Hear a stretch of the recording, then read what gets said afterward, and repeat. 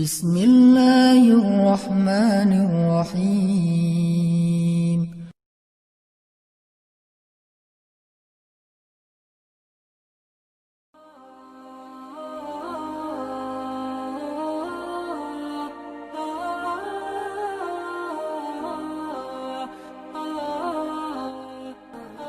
Teman-teman yang dirahmati Allah Subhanahu wa taala, puji syukur kepada Allah atas nikmat sore hari ini. Hari ini Allah menjamu kita di dalam taman-taman surga. Karena setiap majelis ilmu itu adalah raudhatan min riyadil jannah, taman di antara taman-taman surga. Makanya kenapa kalau kita duduk dalam majelis ilmu itu gampang ngantuk? Itu karena memang kita kayak duduk di taman dengan angin semilir. Tadi saya bilang ngantuk itu kalau dalam bahasa Arab disebut karena efek sakinah. Jadi kalau udah tenang, sakinah, jadinya ngantuk. Kan orang kalau misalnya hidupnya nyaman ya, nggak ada hutang gitu ya, nggak ada pasangan gitu. Kadang ada pasangan itu bikin gak bisa tidur loh.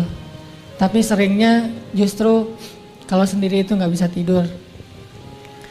Apalagi sebelum tidur ngelihat IG-nya mantan, lebih gak bisa tidur.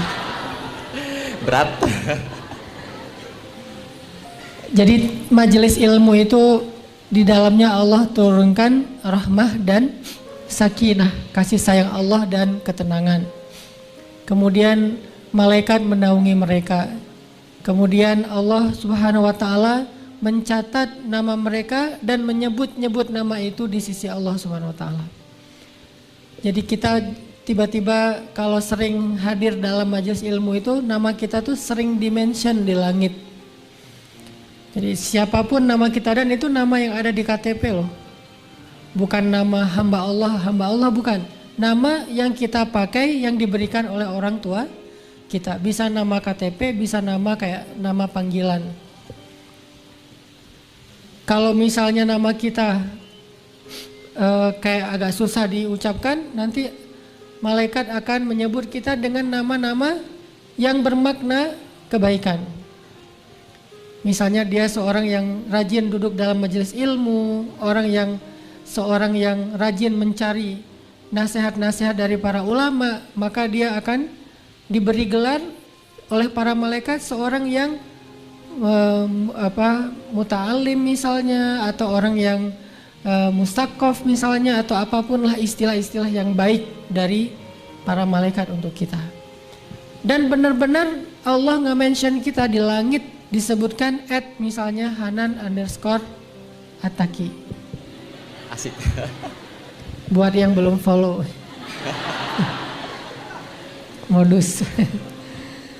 Ya teman-teman, kemudian salawat dan salam teruntuk Nabi besar, kekasih kita, teladan kita, Nabi Muhammad Sallallahu Alaihi Wasallam.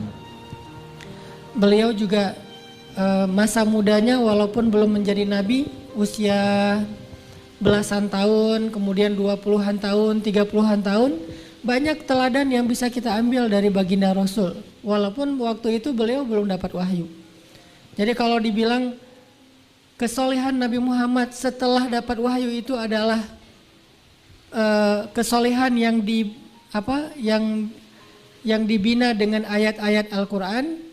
Nah, kalau sebelum dapat wahyu, kesolehan Nabi Muhammad itu adalah gift dari Allah Subhanahu wa taala.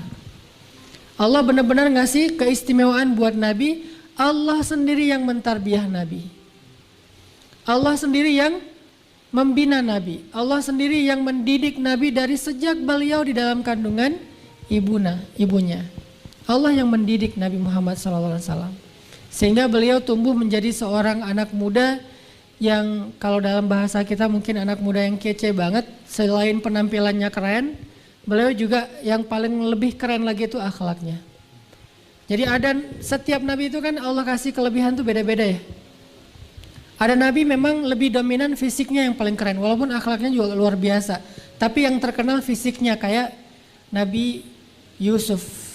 Kan Nabi Yusuf itu orang cewek ngelihat Nabi Yusuf saking terkesimanya, mengiris tangan berdarah nggak berasa ya. Itu saking terkesimanya. Makanya buat cowok-cowok yang merasa udah ganteng nih, coba kasih jarum pentul ke cewek. Mbak, nih jarum pentul buat apa? Coba Mbak tusuk jari sambil ngelihat wajah saya. Kalau Mbak nggak sakit, berarti saya ganteng. Dijamin sakit. Berarti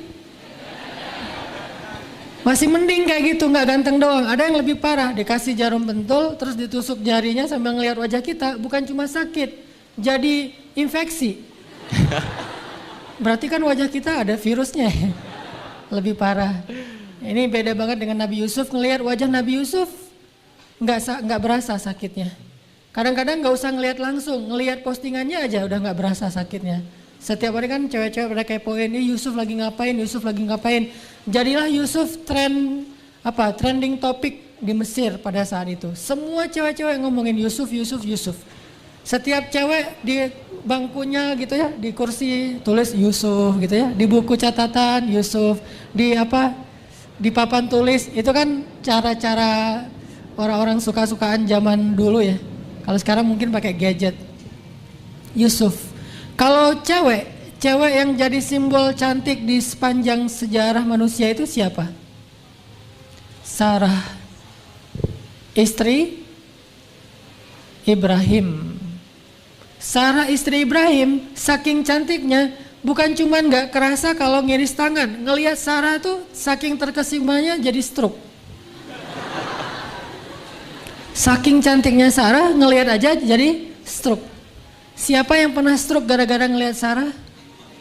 Raja Mesir. Kan Sarah lagi kayak traveling gitu kan, dari Irak ke Palestina.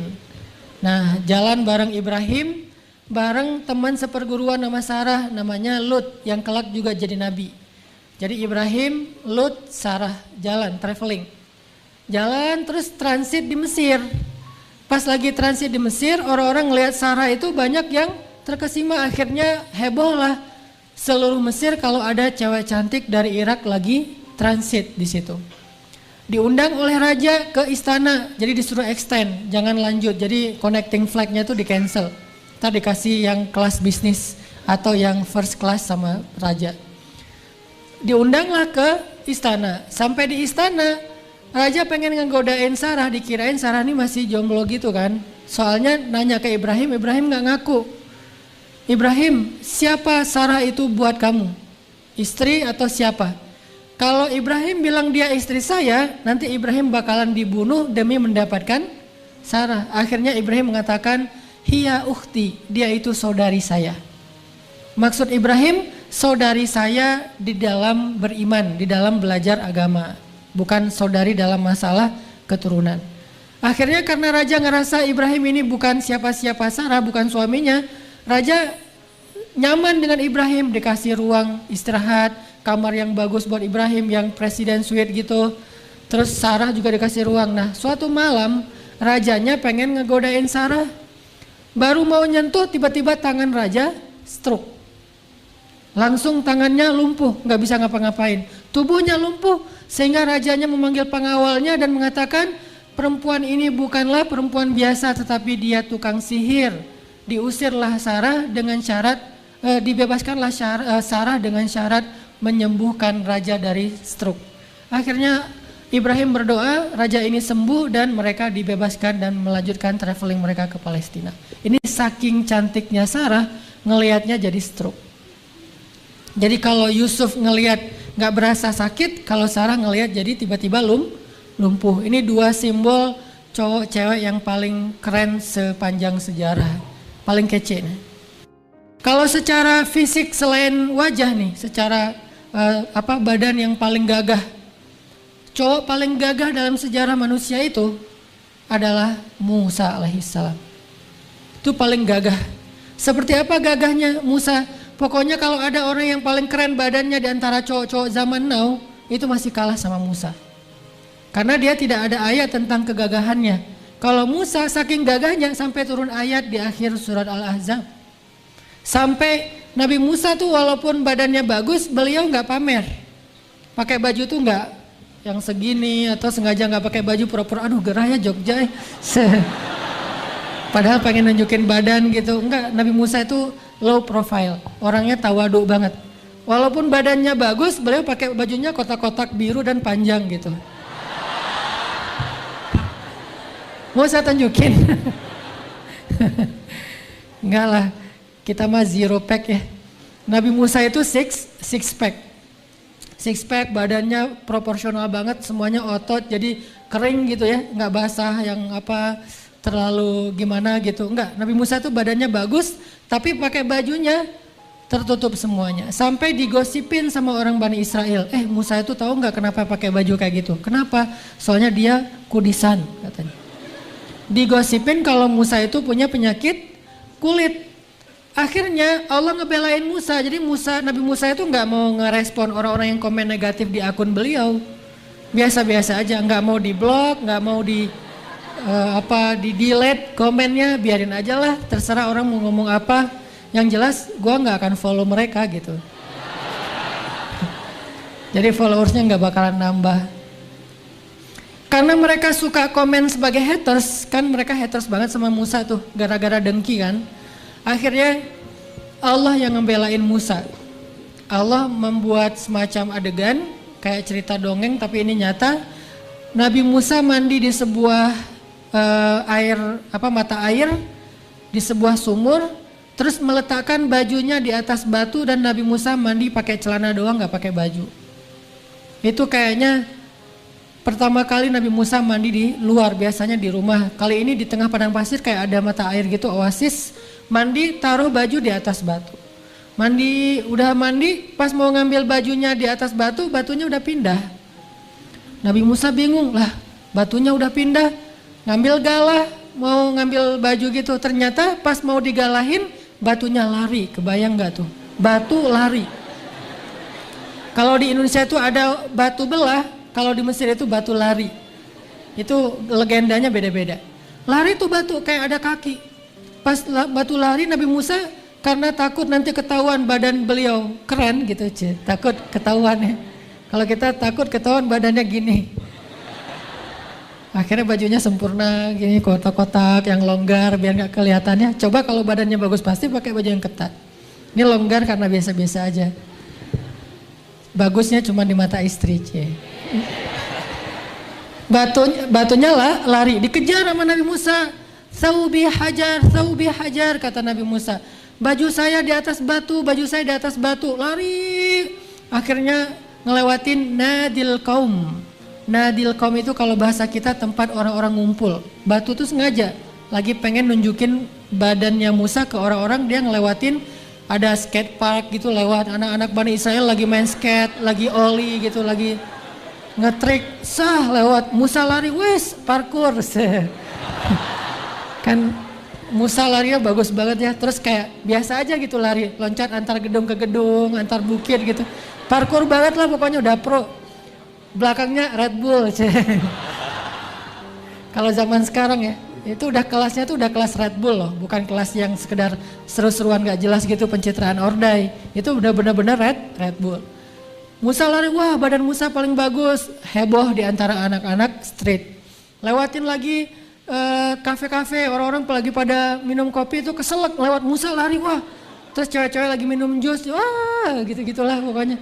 Akhirnya rame aja semuanya ngomongin Musa dan batunya berhenti di tengah pasar. Jadi ada pasar di tengah-tengah kota gitu, batunya di situ. Musa ngambil baju langsung pakai buru-buru, tapi ibu-ibu udah terlanjur ngelihat gitu ya. Ibu aduh gimana? Ibu-ibu lah ya, the power of mak-mak. Akhirnya terkenal lah Nabi Musa badannya paling bagus di antara Bani Israel. Batunya dipukul sama Musa, terbelah. Musa itu kan juara ultimate fight ya. Emang petarung sejati lah ya. Emang Musa terkenal. Jangankan manusia, malaikat aja kan ditinju sama Musa, buta kan matanya saking kuatnya Musa. Kakaknya aja Harun pas Musa lagi marah ditarik jenggotnya, dilempar sama Musa kayak gini. Jadi kayak di film-film kartun gitu, Krishna atau apalah gitu ya. Orang digituin doang. Sampai Harun mengatakan ya ibni akhi gitu, ya ibna ummi, wahai saudaraku, la ta'khudz bilihyati, jangan kau tarik janggutku, takut copot gitu, saking kuatnya Musa. Jangankan udah dewasa, waktu Musa masih bayi aja, narik janggut Firaun kan sampai copot kan. Kan raja-raja Mesir dulu kan janggutnya dibentuk segi 4 terus panjang gitu kan ya. Kayak di cerita-cerita di gambar-gambar. Itu Musa masih bayi, digendong sama Firaun. Karena Musa gak rela digendong sama musuhnya, Musa yang tadi habis ketawa-ketawa sama istri Firaun tiba-tiba sekarang jadi cemberut. Bayi cemberut, kebayang ekspresinya nih, bayi ekspresif banget. Langsung diambil janggut Firaun, ditarik sampai berdarah dagunya Firaun. Kekuatan Musa. Nah, ini terkenal nabi yang paling bagus dan paling ideal tubuhnya. Siapa lagi nabi yang nabi anak basket kalau bahasa kita, paling tinggi? Adam alaihissalam. Itu lebih keren daripada anak basket. Anak basket paling tinggi di NBA ya. Berapa? 2 meteran. Nabi Adam 80 hasta. Ini 1 hasta. Kurang lebih setengah meter. Berarti 40 meter. Coba lihat ke atas 40 meter segimana. Itulah tingginya Adam 40 meter. Karena kata Nabi, penduduk surga tingginya setinggi Adam 80 hasta. 40 meter. Jadi kita nanti di surga tiba-tiba jadi gede loh. Ini saya kenapa ya? Kayak habis minum obat apa gitu tiba-tiba membesar. Jadi bukan raksasa ya. Karena Adam itu ideal, kitanya yang hobbit. Jadi bukan raksasa Adam gitu. Kebayang gak kalau kita hidup di zaman Adam, terus sholat berjamaah bareng dengan generasinya Adam, kan gak sengaja nih apaan sih di bawah kaki kok keinjak. Ternyata kita gitu. Makanya dibedain kan zamannya antara umat Nabi Muhammad sama umat Nabi Adam. Itu tinggi banget, gagah banget. Terus Nabi dengan kelebihan yang Allah kasih juga suaranya. Siapa? Ayahnya Yusuf, Daud alaihissalam. Ayahnya Sulaiman, Daud alaihissalam.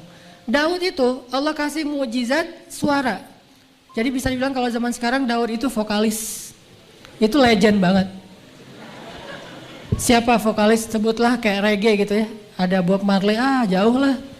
Atau siapa misalnya vokalis pop, misalnya ada Michael Jackson, siapa kayak gitu-gitu. Jauh dibandingkan dengan suara Daud. Sehingga sekarang orang kalau suaranya bagus, Nabi Muhammad itu dulu pas ada sahabat namanya Abu Musa al-Ash'ari, anak muda. Walaupun istilahnya Abu itu dalam bahasa Arab bukan orang tua ya.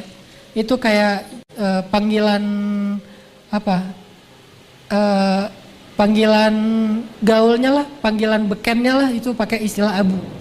Jadi kalau misalnya dia punya anak namanya Muhammad, dipanggil Abu Muhammad. Kayak Ali, nama anak laki-lakinya Hasan, dipanggil Abul Hasan. Jadi panggilan beken itu Abu, bukan berarti dia udah tua. Nah Abu Musa itu anak muda, keren banget, suaranya bagus. Suatu hari Abu Musa baca Al-Quran, Nabi lewat masjid ngedengar suara indah sekali. Akhirnya Nabi duduk di sebelah Abu Musa ngedengerin bacaan Abu Musa. Kata Abu Musa, ya Rasulullah saya udahan ya. Kata Rasulullah, lanjutkan Abu Musa. Enggak boleh, enggak enak, saya masa bacain Quran di depan orang yang kepada dia Al-Quran diturunkan. Kan enggak, kayak enggak rasa salah tingkah banget ya, enggak pede. Kata Nabi, saya suka mendengar dari orang lain. Jadi Nabi juga kadang-kadang suka ngedengerin bacaan orang lain. Dan orang yang Nabi suka dengar bacaannya Abu Musa. Berarti kan keren banget nih bacaannya. Akhirnya Abu Musa baca Quran. Lalu para sahabat di luar datang ke masjid bilang, ya Rasulullah, apakah malam ini malam Lailatul Qadar? Kata Rasulullah, bukan. Kenapa? Kami melihat bintang di langit itu makin lama makin banyak. Jadi kayak bintang itu terus ada satu persatu muncul. Terus makin banyak sampai penuh langit dengan bintang-bintang. Terus kata Nabi, itu bukan cahaya bintang, itu cahaya malaikat yang pengen mendengar bacaannya Abu Musa al-Ash'ari. Malaikat aja turun pengen dengerin vokalnya Abu Musa, itu vokalnya keren banget. Dan dia tuh bener-bener akapela gitu ya, jadi nggak pakai solo lagi, tunggal show ya. Akhirnya dia baca Quran, setelah selesai Abu Musa baca, malaikat hilang satu persatu naik lagi ke langit. Dan Nabi mengatakan, laqad utita mizmaran min mazamiri ali Daud. Wahai Abu Musa, Allah sudah memberikan kepada kamu seruling di antara seruling-seruling keluarga Daud. Jadi suaranya seperti suara seruling. Sehingga kalau Nabi Daud berzikir, Nabi Daud bertilawah dengan kitab beliau, maka seluruh makhluk yang ada di sekitarnya itu akan ikut nonton konser single show Nabi Daud alaihissalam. Itu lebih ramai daripada Tomorrowland loh. Itu ramai banget. Jadi orang tuh kalau Tomorrowland kan datang dari beberapa negara terus kayak charter pesawat gitu kan ya, sampai di pesawatnya ditulis Tomorrowland Brazil gitu kan, Tomorrowland apa gitu. Ini Tomorrowland dari mana-mana datang pengen nonton single show-nya Nabi Daud alaihissalam. Dan benar-benar suaranya aja udah lebih keren daripada orang nge-DJ. Udah keren banget lah suaranya. Sehingga burung, angin, air, ikan semuanya berhenti pengen dengar suara Daud alaihissalam. Sehingga Allah menyebutnya ketika Daud berzikir bersama semesta. Berzikir bersama semesta. Kok bisa berzikir bersama semesta? Karena kalau Daud udah bicara aja nih, nggak usah Daud bernyanyi ya, bicara aja itu suaranya tuh udah keren banget. Jadi kalau Daud bikin 1 minute booster itu nggak pakai back sound. Kalau saya kan 1 minute booster pakai back sound ya. Kenapa? Untuk menutupi suara yang masih standar lah ya. Dan kesalahpahaman orang terhadap suara saya. Ini ustazah mana nih kok keren gitu. Pas ngelihat linknya, hah ustazah kok berewokan ya. Jadi ustazah tapi senang main permainan anak-anak street C.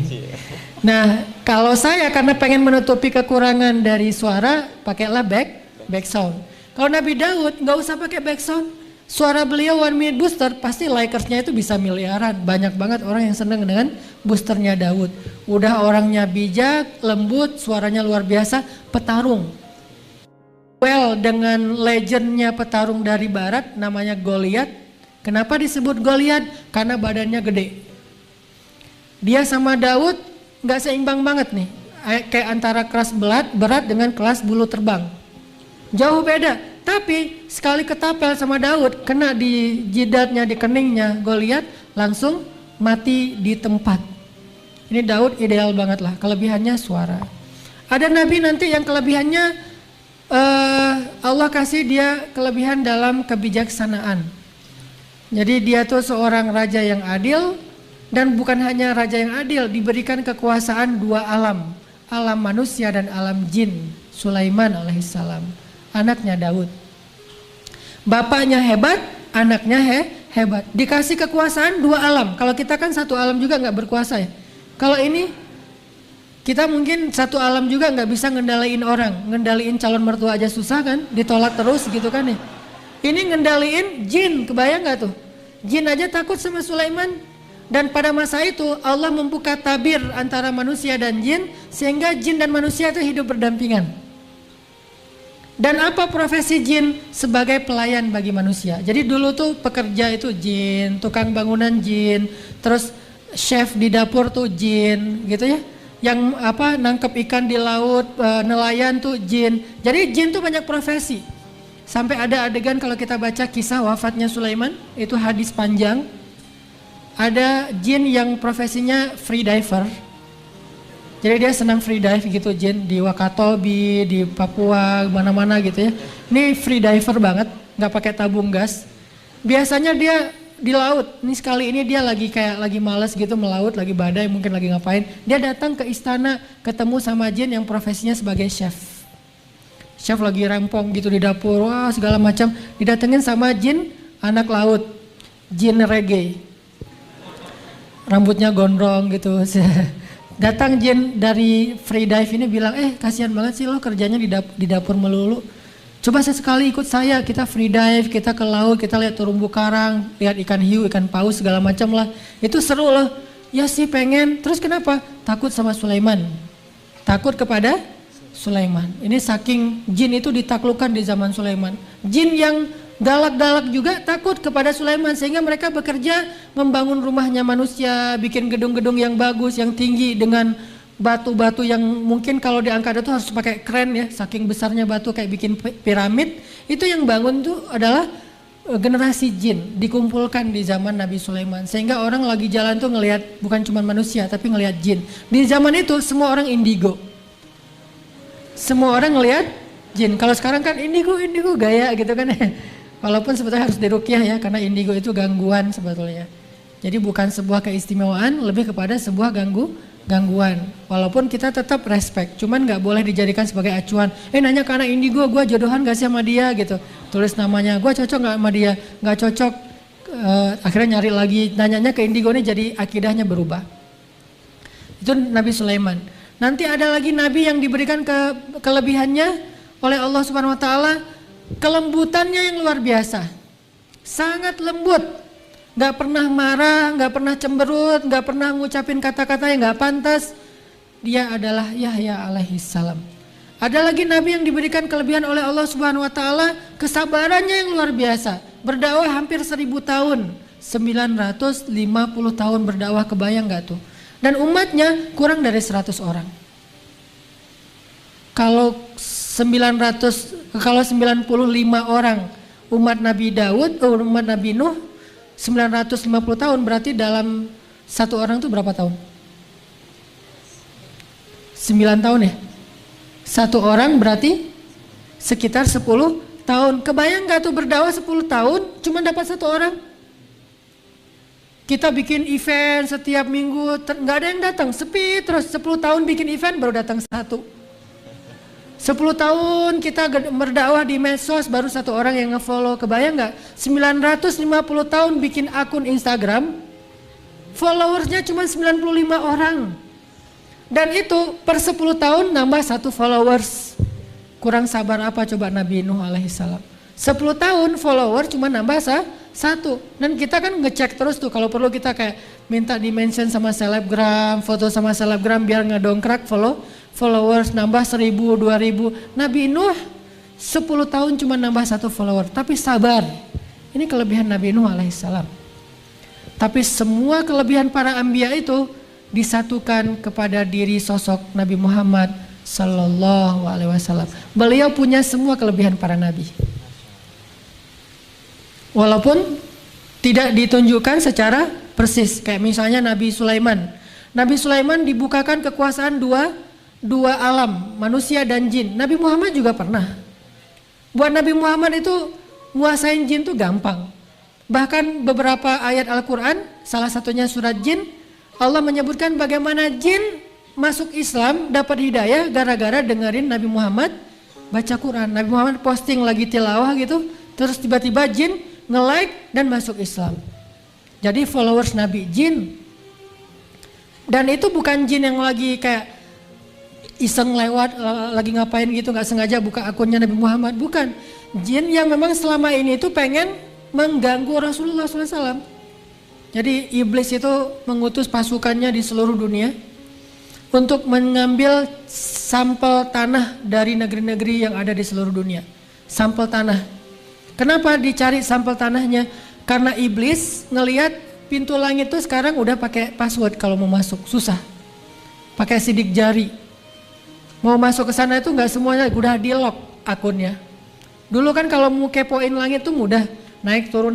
Kalau ada berita di langit mereka langsung tahu, kelompok jin terus bikin kekacauan di bumi. Misalnya di langit itu Allah akan turunkan rezeki kepada hambanya. Akhirnya jin ngegodain hamba itu supaya nggak bekerja, supaya nggak jujur, sehingga rezekinya dicabut oleh Allah. Pokoknya ngeganggu orang aja tuh. Sekarang tiba-tiba langit di lock, nggak bisa sembarangan naik ke langit dan mencari berita, nggak bisa kepo. Maka iblis curiga ini pasti ada berita besar di bumi ini, sampai langit begitu disiplinnya sekarang, begitu sulitnya sekarang, berlapis-lapis barisan di langit para malaikat tuh, ada apa sih di bumi? Cari sampel-sampel tanah di seluruh bumi. Dibawa ke hadapan iblis oleh jin-jin. Dicium satu persatu sampel tanah itu, dicium nggak ada, dicium nggak ada, dicium nggak ada, diendus nggak ada. Tiba-tiba ketika iblis mengendus satu sampel tanah, yaitu tanah kota Mekah, iblis langsung kaget dan mengatakan, aku mencium aroma seorang nabi. Jadi nabi itu ada aroma di dalam bagi iblis, bagi jin. Aku mencium aroma seorang nabi. Dan kali ini aromanya lebih kuat daripada nabi-nabi sebelumnya. Dari mana kalian dapat tanah ini? Dari Mekah. Pergilah ke sana, cari tahu berita tentang dia dan kita akan menyusun rencana menghalangi dia dalam dakwah. Diutuslah sekelompok jin mencari tahu berita tentang nabi terakhir yang ada di Mekah.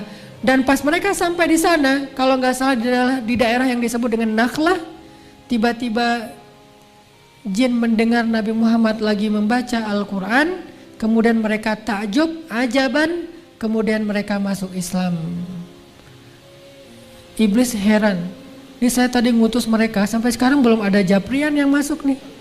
Ditelepon di reject, di WA udah nggak dibuka-buka, ini kenapa nih? Akhirnya berkali-kali dihubungin sama iblis, gak berhasil. Jinnya ternyata sudah masuk Islam. Mereka balik lagi ke negeri mereka, gak balik ke iblis. Ada yang ke Irak, ada yang ke Yaman, ada yang kemana-mana keliling. Masing-masing berasal dari negeri-negeri yang berbeda, berdakwah kepada kaumnya.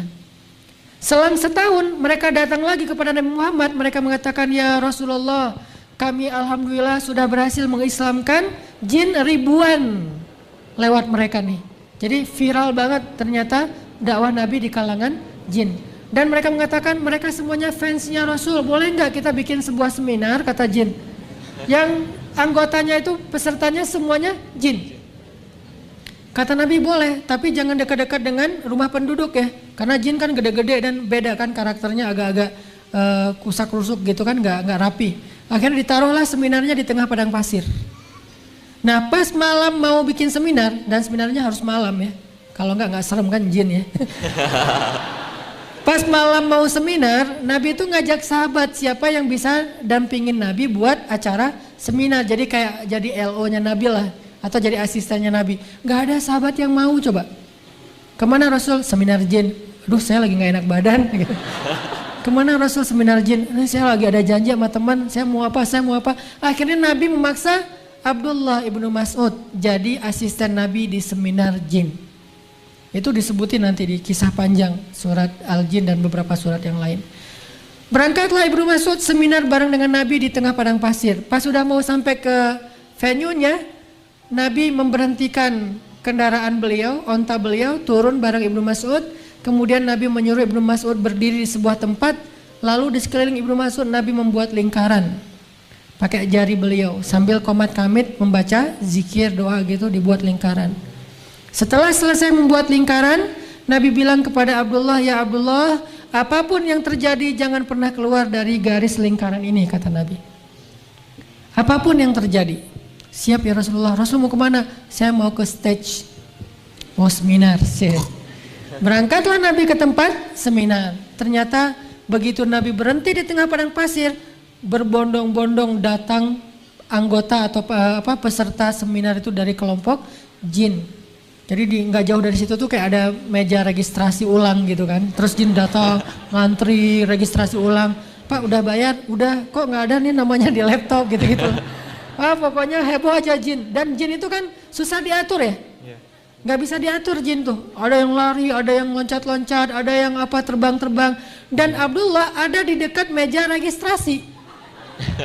Abdullah bin Mas'ud ada di dekat meja registrasi yang sekarang lagi crowd banget, lagi ramai banget jin berkumpul di situ. Sehingga Abdullah hampir terinjak-injak di antara jin. Gede-gede tuh jinnya. Ada yang bertanduk, ada yang mirip hewan, ada yang segala macam. Abdullah ngelihat ngeri banget pemandangan waktu itu. Suaranya riuh luar biasa, lebih daripada riuhnya pasar dan konser, riuh banget. Dan kata Abdullah, hampir saja saya lari karena ketakutan kalau saya tidak ingat dengan pesan Nabi, jangan keluar dari garis yang Nabi buat. Bertahan aja di situ sambil tutup mata, segala macam, tutup telinga, saking riuhnya jin. Pas jin udah berkumpul, rame, Abdullah tidak bisa melihat Rasulullah karena ukuran jin kan gede-gede ya. Nabi ada di tengah, jin itu kayak bertawaf, pokoknya suasananya serem banget. Ini lebih daripada cerita Harry Potter, Lord of the Ring, pokoknya gitu-gitu, ngeri tuh. Setelah lama, mungkin seminarnya kurang lebih 1,5 jam, kemudian ada tanya jawab gitu, selesai. Udah beres tanya jawab, jin satu persatu bubar. Bubar, terbang, balik lagi ke negerinya. Tinggal beberapa kelompok jin yang masih curhat sama Nabi. Karena sesi tanya jawabnya bertahap. Nah, Abdullah dari jauh kan gak kedengaran ya suaranya dari kejauhan. Apa kok ada jin yang datang ke Nabi, terus berangkat, balik lagi, datang lagi, balik lagi. Selesai semuanya, tiba-tiba Nabi naik turun di atas bukit, balik bawa beberapa barang kayak batu atau kayak tulang-tulang gitu. Beres semuanya, jin udah pada pergi, Nabi balik. Nabi terlihat sangat lelah karena nggak gampang mendakwahi jin. Lelah ngedakwahin manusia aja capek ya, apalagi ngedakwahin jin. Kebayang nggak ngedakwahin temen aja kadang-kadang dibully di grup lah segala macam, dibilang sok suci, nabi palsu, udah dijamin surga. Nah ini apalagi jin nih. Akhirnya Nabi balik ngelewatin Abdullah bin Mas'ud, terus Nabi menghapus garis yang tadi dibuat. Ya Abdullah, sekarang udah boleh keluar. Apa yang terjadi Abdullah? Ya Rasulullah, kalau nggak ingat dengan pesan engkau, saya sudah lari tadi. Kata Rasulullah, seandainya kamu keluar selangkah saja dari garis ini, maka kita nggak akan ketemu lagi sampai hari kiamat. Kenapa? Dibawa lari sama jin. Ini kok lucu banget sih, unyu-unyu bawa lari boneka gitu kirain. Abdullah dikirain mainan, saking kecilnya Abdullah. Kalau kamu keluar selangkah aja dari garis itu, mungkin kita nggak akan ketemu lagi selama-lamanya wahai Abdullah. Ya Rasulullah, apa yang terjadi tadi di akhir kalau saya ngelihat mereka berkelompok-kelompok. Kata Nabi, mereka menyampaikan masalah-masalah yang mereka hadapin kepada saya. Jadi curhat jin. Ada jin yang belum bisa damai, ada jin yang geng. Dari satu geng dengan geng yang lain tuh suka tarung di jalan. Akhirnya mereka bilang, ya Rasulullah, kita ini ada 2 geng dari daerah Syam. Biasanya kita tarung di jalan, bunuh-bunuhan, bacok-bacokan, damaikanlah di antara kami ya Rasulullah. Akhirnya Nabi menjabatkan tangan jin, mendamaikan mereka, bersaudara antara 2 geng jin. Gak tahu apa geng motor, apa geng apalah, pokoknya geng aja. Pulang. Terus ada lagi jin, tua-tua, kurus-kurus gitu. Ternyata jin apa? Jin berasal dari negeri yang sedang musim kemarau dan paceklik. Ada kayak gitu, mereka curhat, ya Rasulullah, di negeri kami kurang makanan, kami sering kelaparan, anak-anak kami gizi buruk, malnutrisi, gitu-gitulah. Kayak sekarang di mana tuh? Di Yaman, di Suriah gitu kan, atau di Afrika. Maka akhirnya Nabi naik ke atas bukit-bukit padang pasir nyari apa? Nyari tulang belulang. Dikumpulkan nama Nabi kayak kita nyari kayu bakar, ditaruh di depan jin. Kata Nabi, mulai sekarang tulang adalah makanan kalian. Maka sejak saat itu tulang adalah makanannya jin sampai sekarang. Makanya kalau teman-teman yang senang off-road, hati-hati kalau lagi di hutan di mana, kalau mau buang air, perhatikan kalau ada tulang jangan, karena itu dia lagi dinner. Bayangin orang lagi enak-enak dinner kita siram, sebel gak sih? Gak usah jin yang temperamen ya, manusia aja digituin kan pasti dipukulin tuh, dikeroyokin. Jadi wajar kalau pulang-pulang dari sana tuh hilang akal lah atau apalah segala macam. Tiba-tiba jadi orang kayak setengah sadar atau digodain sama jin, disantet sama jin. Kenapa? Karena kita orang lagi enak-enak makan digangguin. Maka perhatikan, karena tulang adalah makanan jin sejak zaman Rasulullah SAW sampai hari kiamat. Tapi kok nggak habis? Karena mereka makannya nggak kayak kita. Kalau kita kan makannya dihabisin ya, kalau mereka dijilat-jilat gitu lah, mirip-mirip kayak anjing gitu lah makan tulang, apa menjilat tulang. Ini yang terjadi pada Rasul. Nabi tuh kalau mau menguasai alam jin bisa banget, karena Nabi pernah lagi sholat digodain sama jin yang newbie gitu, anak baru. Jadi ada jin baru lulus sekolah dikasih kayak tugas akhir. Jadi kayak apa bikin praktek gitu, praktek menggoda manusia. Keluarlah dia dari kampusnya, pengen godain manusia, salah milih targetnya Rasulullah. Iblis aja nggak berhasil, nih anak baru menggodain Rasul. Jadi dia kayak nggak nanya-nanya dulu ke kakak kelasnya, siapa nih orangnya deh, asal godain aja. Nabi lagi sholat malam, didatengin sama anak baru, masih culun gitu kan gaya-gayanya tuh, nih gua godain nih. Pas dia datang, Nabi nggak kegoda sama sekali, biasa aja. Dia udah gini-gini di muka Nabi apa segala macam. Nabi khusyuk. Begitu Nabi selesai sholat, lihat ke arah dia kaget, kok Nabi ngelihat saya ya? Kirain gak kelihatan gitu. Dipegang sama Nabi tangannya, jangan ampun, saya anak baru, saya baru belajar kak, gitu. Dia kayak tiba-tiba jadi minta maaf gitu, kak saya nggak tahu kakak ternyata senior apa segala macam. Akhirnya Nabi pegang tangannya, diikat sama Nabi, diikat, digulung, jadilah dia kecil kayak bola gitu, ditaruh di tiang Masjid Nabawi. Subuh-subuh pas anak-anak Madinah, anak-anak kecil gitu, anak-anak SD gitu ya, mau datang ke masjid, mereka ngelihat ada bola api tergantung di tiang masjid. Kan jin dari api kan ya, jadi bentuknya bola, kayak ada festival main bola api kan kalau di kita pas tahun baru Islam, pas menjelang Ramadan. Ini ada bola api menggantung di tiang masjid yang terbuat dari pelepah kurma, tapi pelepah kurmanya nggak terbakar. Anak-anak kecil kan jadi kayak penasaran nih bola api apa, ntar habis sholat kita main bola. Akhirnya mereka sholat, begitu selesai sholat itu bola api diambil sama anak Madinah, ditendang-tendang jadi sepak bola. Bisa jadi sepak bola pertama dalam sejarah dunia itu sebetulnya di zaman Nabi. Tapi bolanya bukan dari karet atau plastik, bolanya dari jin. Nabi ngelihat, waduh maaf, ampun segala macam. Nabi kasihan sama dia, akhirnya dilepas sama Nabi. Kata Nabi, kalau bukan karena saya teringat dengan doa saudara saya Sulaiman. Apa doa Sulaiman? Ya Allah, berikan saya kekuasaan yang sangat luas yang engkau tidak akan berikan kepada siapapun setelah saya. Berikan saya kekuasaan yang sangat luas yang tidak engkau berikan kepada siapapun setelah saya. Kata Nabi, kalau bukan karena teringat dengan caption saudara saya Sulaiman yang dia pengen kekuasaan yang tidak diberikan lagi setelah itu kepada siapapun, maka akan saya biarkan jin ini menjadi bola dan ditendang-tendang oleh anak-anak Madinah sampai siang hari. Jadi Nabi bisa banget menguasai jin, cuman gak mau menghormati doa Sulaiman. Jadi semua mukjizat para anbiya Allah berikan kepada Rasulullah. Nabi Musa, mukjizatnya yang paling besar apa? Membelah laut. Nabi bisa lebih dari itu, bukan laut, bulan. Kan lebih ngeri kan? Laut cuman laut merah doang tuh. Selat yang antara Asia dengan Afrika, laut merah tuh dibelah sama Nabi Musa. Cuman berapa ribu kilo sih? Sementara Nabi Muhammad bukan laut yang dibelah, bulan. Di surat Al-Qamar. Jadi lebih dahsyat daripada Nabi Musa. Nabi Sulaiman terbang dengan angin. Kan kekuatan Nabi Sulaiman bisa terbang dengan angin. Kan Nabi Sulaiman pernah lagi terbang gitu ya, terbang rendah gitu kayak orang lagi pakai pesawat kecil terus naik helikopter gitu kan. Terus orang-orang para petani ngelihat Sulaiman bisa terbang dengan keluarganya, mereka mengatakan, aduh hai seandainya saya menjadi Sulaiman, beruntung sekali ya Sulaiman. Sulaiman langsung kayak landing di situ mengatakan, Pak, Bapak ngomong apa barusan? Enggak nak, kamu beruntung sekali bisa diberikan kekuasaan seperti ini. Kata Sulaiman, mau nggak saya kasih tahu sesuatu yang lebih beruntung dari ini? Apa? Yang lebih beruntung daripada kekuasaan Sulaiman bisa terbang kemana-mana? Kata Sulaiman, satu kalimat zikir itu lebih utama dari semua kekuasaan yang saya dapatkan. Satu kalimat zikir. Sulaiman bisa terbang keliling bumi. Nabi Muhammad keliling langit. Isra dan Mi'raj. Lebih dahsyat daripada keliling bumi. Jadi Nabi Muhammad itu orang yang gak pamer. Kalau Allah sebutkan kisah Sulaiman, Sulaiman. Nabi nggak gitu orangnya. Kisah Musa membelah laut, laut doang tuh bulan. Nggak gitu.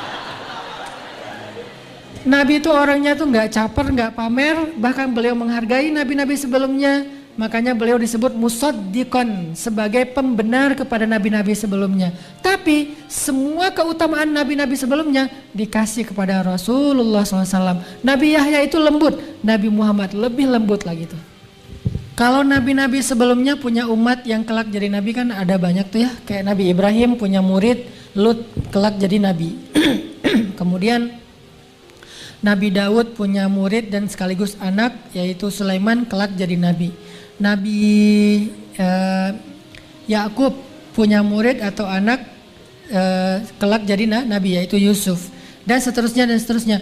Nabi Muhammad, murid beliau, sahabat beliau terutama yang awalun itu kualitas mereka kualitas nabi loh. Terutama 10 sahabat yang dijamin surga itu semuanya kualitasnya tuh kualitas para anbiya. Ada Abu Bakar, bukan satu nabi itu. Rasul pernah membandingkan Abu Bakar itu seperti Ibrahim. Dan julukannya juga sama, Siddiq. Wadhkur fil kitabi Ibrahim innahu kana siddiqan nabiyya. Ibrahim itu Siddiq. Sahabat yang Siddiq, Abu Bakar as-Siddiq. Jadi kalau kita pengen tahu seperti Siddiq apa Abu Bakar, lihat aja kisah Ibrahim. Saking siddiqnya Ibrahim, melakukan hal-hal apapun yang Allah perintahkan walaupun berat dia lakuin sama beliau. Begitulah Abu Bakar, ada Ibrahim. Kadang Nabi Muhammad membandingkan Abu Bakar itu dengan Isa dari sisi lembutnya. Muncul lagi Umar itu seperti Musa dan Nuh, dua nabi. Dalam riwayat yang lain, Umar itu ada seandainya ada nabi setelah saya, Umarlah orangnya, cuman tidak ada nabi setelah saya. Jadi kualitas pengikut Nabi Muhammad itu kualitas para anbiya. Muhajirin dan Ansor yang awalun was-sabiqunal awwalun minal muhajirin wal ansar. Muhajirin dan ansor, terutama yang ikut dalam hijrah dan bai'ah Aqabah 1 dan 2, kurang lebih sekitar 1.000 orang, itu semuanya kualitasnya kualitas para anbiya. Bukankah anbiya itu jumlahnya sekitar 124.000? Dan kurang lebih itulah jumlah sahabat senior 124.000, dan mereka semuanya kualitasnya seperti para anbiya. Dahsyat. Ada para nabi yang ahli ibadah. Ada para nabi yang punya kepekaan, farasah. Farasah itu bahasa Arab terus jadi bahasa Indonesia firasat. Farasah. Siapa nabi yang punya farasah? Gurunya Musa, Nabi Khidir. Di zaman sahabat ada juga sahabat yang punya farasah. Salah satu sahabat yang punya farasah itu adalah Utsman. Utsman itu firasatnya dahsyat. Sama kayak Khidir punya firasat, lagi jalan bareng Musa ngelihat anak kecil dipatahin lehernya. Dibunuh sama Nabi Khidir. Musa bertanya, kenapa engkau membunuh anak kecil yang tidak berdosa? Kata Khidir, bukankah kamu berjanji tidak akan bertanya? Ya sudah, maafin saya. Lanjut, sampai akhirnya dijelaskan kenapa saya membunuh anak itu. Karena anak itu nanti besarnya menjadi durhaka kepada orang tua. Lebih baik dia mati sekarang dalam keadaan belum durhaka, daripada nanti dia menyusahkan orang tuanya. Cuman yang tahu itu cuma Nabi Khidir, Musa aja nggak tahu. Di antara sahabat ada yang tahu hal-hal yang seperti ini, namanya Utsman bin Affan. Utsman lagi ngajar, waktu itu Utsman sudah menjadi khalifah 3 setelah Abu Bakar dan Umar. Lagi ngajar kayak gini di Masjid Nabawi. Tiba-tiba datang seorang murid, seorang laki-laki pengen belajar kepada Utsman. Pas dia di pintu masjid, gak sengaja dia ngelihat aurat seorang perempuan. Jilbabnya kesingkap angin sehingga kelihatan rambutnya. Sekilas rambut gak sengaja. Lihat rambut seorang cewek gak sengaja, ya udah dianggap itu bukan dosa. Namanya juga gak sengaja, cuman rambut, cuman sekilas, itu juga kesingkap angin. Masuk dia ke masjid, tapi nggak bilang astagfirullah, soalnya dia pikir itu nggak dosa. Begitu dia masuk ke dalam masjid, duduk di antara jamaah, tiba-tiba Utsman berkata, kenapa ada yang baru datang ke dalam majelis kita, sedangkan di matanya masih ada bekas dosa? Kenapa ada yang hadir dalam majelis kita, sedangkan di matanya ada bekas dosa? Dia kaget, langsung dia berdiri lagi mengatakan, ya Amirul Mukminin, wahai Utsman, apakah telah turun wahyu kepadamu setelah Rasulullah? Maksudnya, gimana Anda tahu saya baru saja melihat dosa sementara tidak turun wahyu kepada Anda? Apa kata Utsman? Ittaqu farasatal mu'min, hati-hati dengan firasat orang yang beriman. Orang yang beriman yang udah ininya luar biasa, kepekaannya itu tinggi teman-teman. Sampai bisa tahu hal-hal yang kita tidak tahu. Itu Utsman bin Affan, seperti Khidir.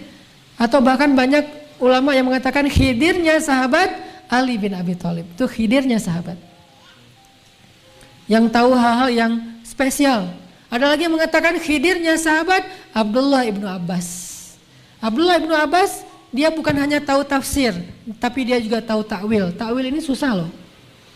Takwil ini tidak dipelajari dengan ijazah Al-Azhar, LC, MA, doktor, itu nggak tahu takwil. Taunya tafsir, kan di kampus itu ada namanya jurusan tafsir ya. Tidak ada kampus jurusan takwil. Pernah dengar? Ada fakultas takwil. Paling-paling ada buku takwil mimpi ya, walaupun isinya bukan takwil, sebetulnya tafsir. Takwil itu bukan dipelajari dengan teori. Takwil itu dipelajari dengan iman. Kekuatan iman, kepekaan batin membuat seorang bisa mentakwilkan sesuatu lebih daripada orang lain. Ini nih takwilnya Ibnu Abbas. Dan gak heran karena Ibnu Abbas dapat doa Nabi, Allahumma faqihu fiddin wa alimhu ta'wil. Ya Allah, fahamkan anak ini tentang halal dan haram, ajarkan dia takwil dalam agama. Takwil. Takwil itu kalau di zaman Nabi Muhammad itu kayak menerka atau menebak masa depan. Bukan meramal ya, karena kalau meramal bisa benar bisa salah. Ini menyampaikan berita masa depan apa yang akan terjadi. Itu Nabi Muhammad bisa. Sampai Nabi Muhammad SAW mengenal seorang sahabat, seorang tabi'in yang gak kenal dengan beliau, yang gak pernah bertemu dengan beliau, tapi Nabi Muhammad menyebut namanya. Namanya siapa? Uwais Al-Qarani. Jadi teman-teman, generasi sahabat itu kalau kita mau lihat dari sisi anak muda, mereka adalah generasi yang 90%-nya anak muda dan semuanya itu keren-keren. Kualitasnya apa? kualitas para nabi. Kalau perempuannya, ada di antara sahabat 2 perempuan sempurna yang di dunia cuma ada 4. Bayangin, kata Nabi, kamula minar rijali kathir, walam yakmul minan nisa illa arba'ah. Laki-laki sempurna itu banyak, yaitu para nabi, 124.000. Tapi tidak ada perempuan yang sempurna kecuali 4. 4 ini, 2 yang pertama beda zaman. 1 di zaman Fir'aun, yaitu istrinya Fir'aun, Asiyah. 1 lagi di zaman Nabi Isa, yaitu ibunya Musa, Maryam. Beda zaman jauh kan antara Musa dengan Isa. 2 lagi satu zaman, saking spesialnya zaman itu, Khadijah dan Fatimah, ibu dan anak. 4 perempuan yang sempurna, Asiyah istri Fir'aun, Maryam anak Imran, Khadijah anak Khuwailid istri Rasulullah, dan Fatimah anaknya Rasulullah SAW. Bertemu di satu zaman 2 perempuan yang paling sempurna. Ketemu lagi tuh anak dan ibu lagi tuh. Saking spesialnya generasi ini. Fatimah, perempuan yang kalau dibandingkan dengan perempuan sebelumnya cuma bisa dibandingkan dengan Siti Maryam. Khadijah, Aisyah yang sama-sama dapat salam dari Allah. Allah mengutus malaikat Jibril cuman pengen ngasih salam buat Khadijah. Mengutus Jibril cuman pengen ngasih salam buat Aisyah. Datang Jibril ke rumah Khadijah. Waktu itu Khadijah lagi di dapur. Tok tok tok, assalamualaikum. Jibril kan kalau datang ke bumi itu menjelma sebagai seorang laki-laki yang sempurna ya. Cowok keren banget. Tok tok tok, assalamualaikum, waalaikumsalam. Nabi tahu suara Jibril, langsung dibukain sama Nabi. Jibril, masuk Jibril. Masuklah Jibril, duduk di ruang tamu. Gak lama kemudian Jibril menyampaikan berita, Nabi ketawa, kemudian Jibril minta izin pamit langsung pulang naik ke langit. Gak lama kemudian datanglah Khadijah. Apa yang dikatakan Jibril tadi? Ketika Jibril datang menemui Rasulullah, Jibril mengatakan, ya Rasulullah, sebentar lagi Khadijah akan datang membawa roti dan madu. Kalau dia berikan roti dan madu itu kepadamu ya Rasulullah, sampaikanlah kepada dia, Allah menitipkan salam untuk Khadijah. Allah ngasih salam buat Khadijah. Kurang istimewa apa coba? Kita dapat salam dari seseorang aja udah kegeeran minta ampun ya. Sampai oleng naik motor gitu ya. Ini dapat salam dari Allah Rabbul Alamin, pencipta alam semesta. Dan Allah gak sembarangan nitip salam. Pasti orang terpilih banget, Khadijah. Titip salam untuk Khadijah dari Allah. Kemudian dari Jibril. Jibril juga titip salam buat Khadijah. Begitu Khadijah datang dengan wajahnya yang soleha dan berseri-seri, Rasulullah makan dulu ya, disiapin sama Khadijah rotinya. Rasulullah senyum-senyum melihat Khadijah. Khadijah juga heran, ya Rasulullah ada apa kok senyum-senyum, gak biasanya kayak gitu. Kata Rasulullah, Khadijah, panggilan Khadijah itu DJ. Karena orang Mesir itu manggil bahasa Mesirnya Khadijah itu Khadijah. Jadi manggilannya di DJ, tapi nggak gitu ya. DJ aja gitu. Khadijah, barusan Jibril baru aja pamit pulang. Tadi dia di sini. Oh gitu, ada apa ya Rasulullah? Kata Khadijah. Dia menyampaikan Allah menitipkan salam kepada Khadijah. Begitu juga dengan Jibril.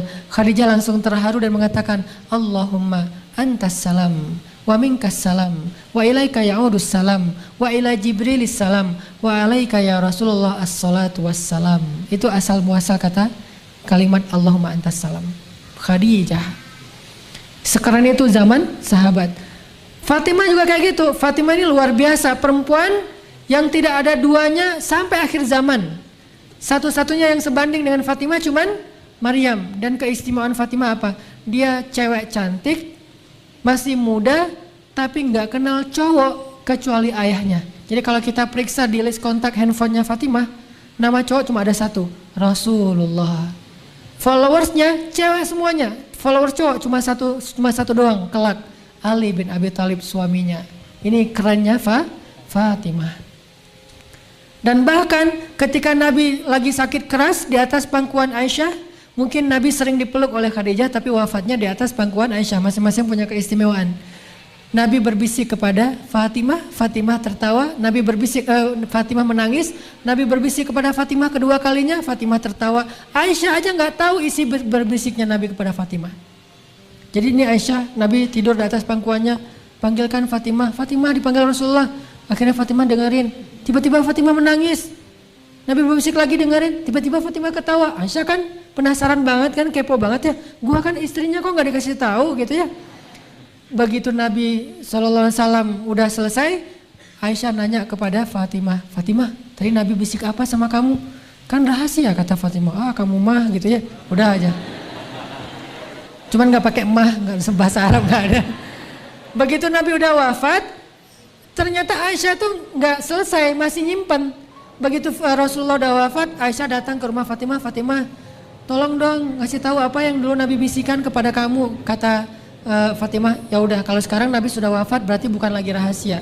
Nabi mengatakan sebentar lagi beliau akan kembali kepada Allah karena Allah memberi pilihan antara tetap bertahan dengan keluarganya atau kembali kepada kekasihnya. Nabi memilih kembali kepada kekasihnya. Itu membuat saya menangis. Terus yang kedua kata Nabi, wahai Fatimah, engkau kelak di surga menjadi ratunya para bidadari surga. Maka saya tersenyum dan tertawa. Itu Fatimah. Dalam riwayat yang lain, Fatimah dikatakan oleh Rasulullah, ya Fatimah, anakku, putriku, bidadari surga, kata Nabi. Nabi kalau bilang bidadari itu bukan gombal ya, benar-benar bidadari surga. Kata Fatimah, ya Rasulullah, bagaimana dengan suamiku Ali? Jadi dia nggak mau masuk surga sendiri, pengen bareng dengan Ali. Bagaimana dengan suamiku Ali? Ali itu adalah anak muda surga terbaik. Bagaimana dengan anakku Hasan dan Husain? Mereka adalah pangeran-pangeran surga, kata Nabi. Jadi satu keluarga itu semuanya dikasih surga dan mereka diberikan sebuah istana, kata Nabi, yang kubah istananya itu terbuat dari zamrud, terbuat dari permata-permata terbaik yang ada di dalam surga. Spesifik istananya Fatimah. Ini perempuan yang keren banget, cewek ABG yang keren banget. Nanti ada lagi sedikit lagi mungkin ya ABG keren. 2 aja, cewek, Aisyah dan Sofia. Aisyah dan Sofia. Ketika Nabi menikah dengan Sofia, umur Sofia itu baru saja beres acara Sweet 17. 17 tahun, yaitu Sofia nikah sama Nabi. Aisyah umur waktu itu 16 tahun. Jadi Sofia itu kayak kakak kelasnya Aisyah setahun lah. Sofia kelas 3 SMA, Aisyah ketua OSIS gitu kan, kelas 2 atau wakil ketua OSIS. Jadi berdua nih, usianya paling dekat.